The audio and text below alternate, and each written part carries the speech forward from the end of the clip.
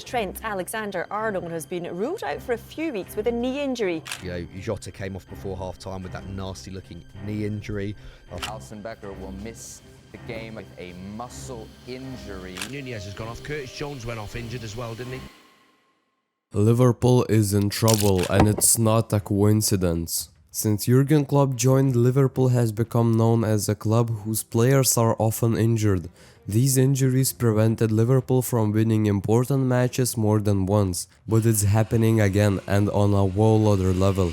Trent, Thiago, Matip, Bajcetic, Doak, Alisson, Szoboszlai, Jones and most recently Diogo Jota. These are the injured players at Liverpool at this moment, and I'm not mentioning Nunez and Salah, which as was heard are feeling strain. They are dropping like flies, and as I said, it's not a coincidence. So why Liverpool players are always injured? Is Klopp to blame for the injuries, and will those injuries cost the Premier League trophy for Liverpool?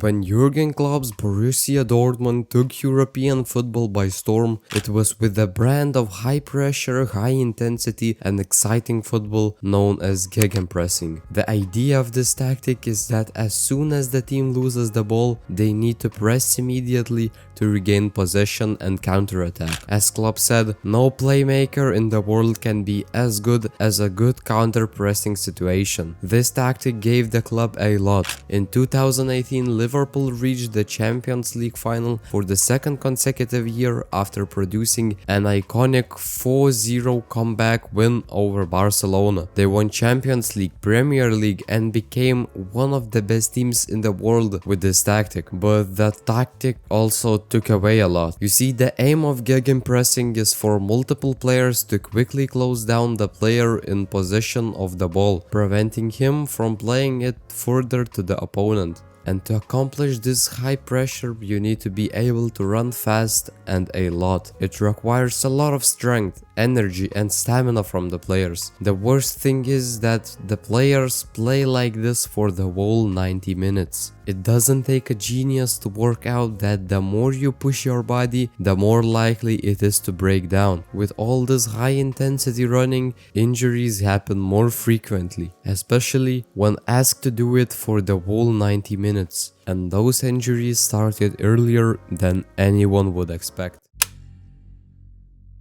Liverpool have 11 players injured, 6 with hamstring problems. And Allardyce, Sunderland manager, said this: "I don't think Jurgen has realized just how ferocious our league is at this period of time, and because he has asked for the extra high energy, that extra 10 yards. These lads are fatiguing now with so many games in such a short period of time and are picking up these muscle strains. They are highly trained athletes, more than ever before, and they become more susceptible to injuries by the amount of work they do in a game now." And it was far from the end. After the historic 2019-20 season, everything took an unpleasant turn. Liverpool injuries hit shocking new high, and comparison with Premier League rivals show it. Liverpool have suffered with injuries like never before in 2020-21, and the comparison across the Premier League as a whole shows that no other club has come close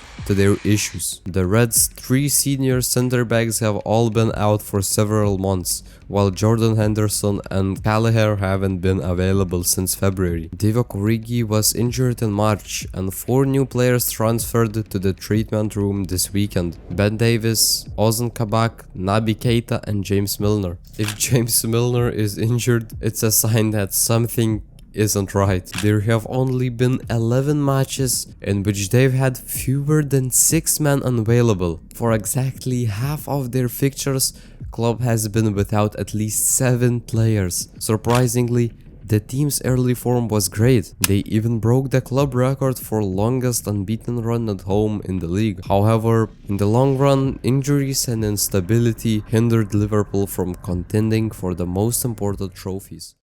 So should Klopp be blamed for Liverpool's injuries? It's a difficult one for Jurgen Klopp to tackle, because his priority will always be results. Changing the way the team plays to prevent potential injuries could do more harm than good. Yes, this tactic delivers outstanding results, but it also requires huge amounts of energy. From my opinion, one of the best solutions here would be to reduce intensity when the result is very great and substitute off key players. That would be a great injury preventer. However, it is rare to have such a good result on the pitch that you can replace important players. So here comes the second potential solution. The solution to have more good players. Manchester City is a perfect example of this. They have a lot of good players and Pep changes the starting lineup nearly every game. But of course, it's harder to fulfill the solution because not every team can spend $1 billion on their team.